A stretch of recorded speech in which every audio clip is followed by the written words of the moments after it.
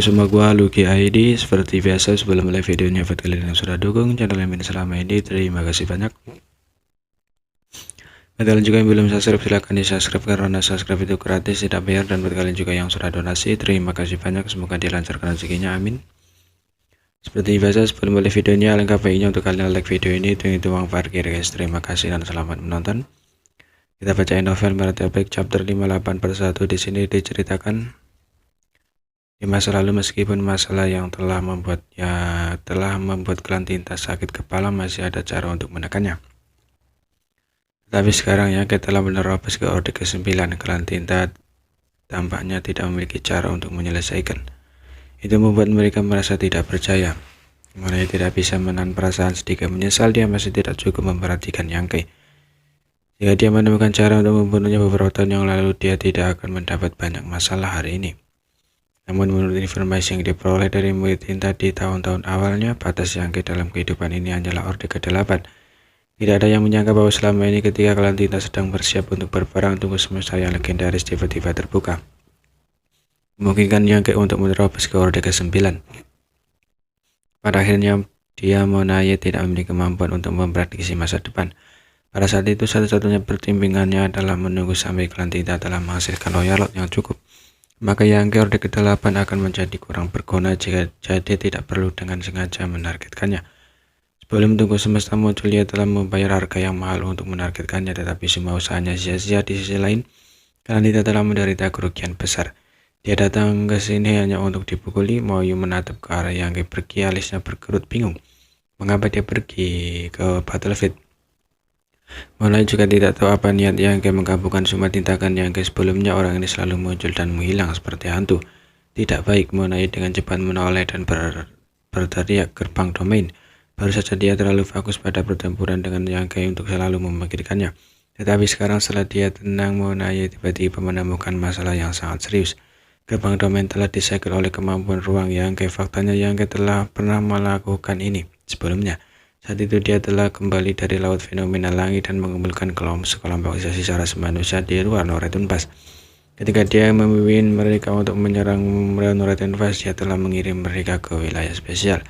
Setelah itu Yangke bertugas kembali dan menyelamatkan Penatua ketiga klan naga yang ditangkap.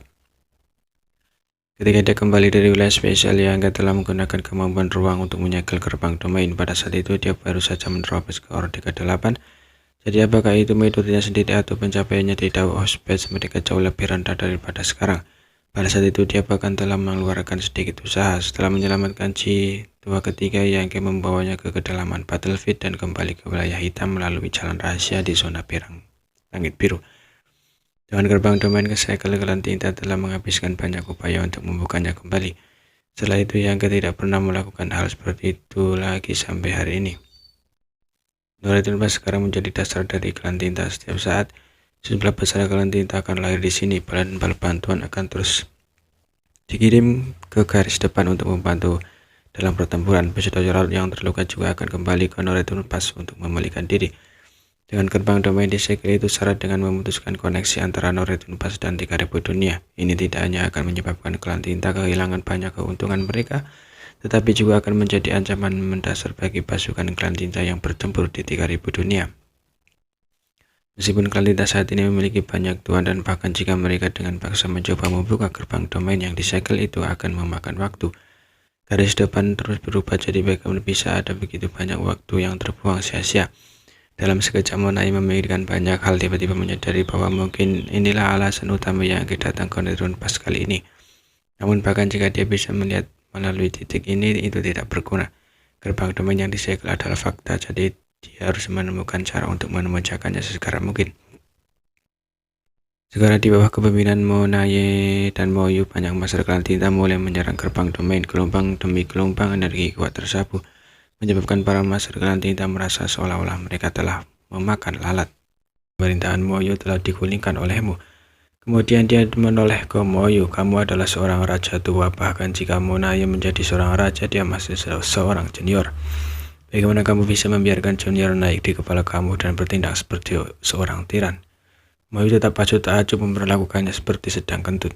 Monaye dengan dingin berkata, Zanggai, jangan berkata-kata. provokatif seperti itu. Klan tinta tidak berbahaya seperti ras manusiamu.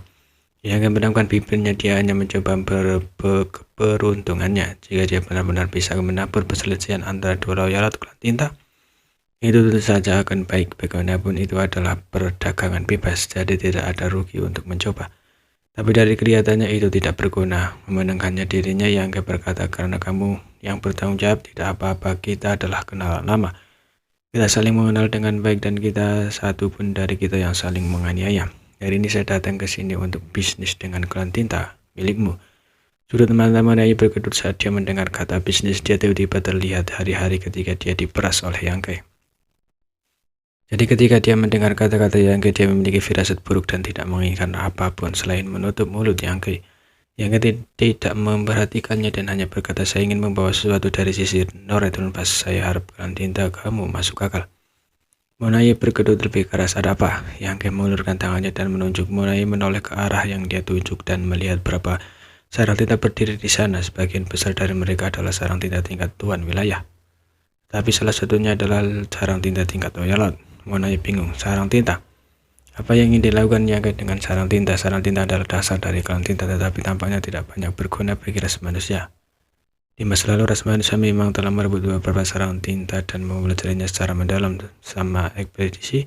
Mereka bahkan menggunakan kemampuan komunikasi sarang tinta untuk mengordinasikan pergerakan berbagai pasukan. Namun saat itu ras manusia berhenti membagikan sarang tinta. Kamu salah, mengapa aku menginginkan sarang tinta? Yang mengangkat jarinya dan melambaikan. Yang saya inginkan adalah benda di bawah sarang tinta. Monai tertegun sejenak sebelum dengan cepat. Boleh dan menciri nafsu makanmu cukup besar.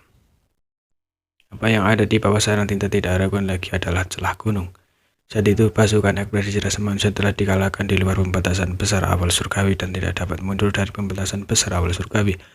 Namun dalam perjalanan kembali, beberapa jalur gunung telah terputus dan menderita banyak korban jiwa. Bahkan jalur gunung itu sendiri telah menderita kerugian besar.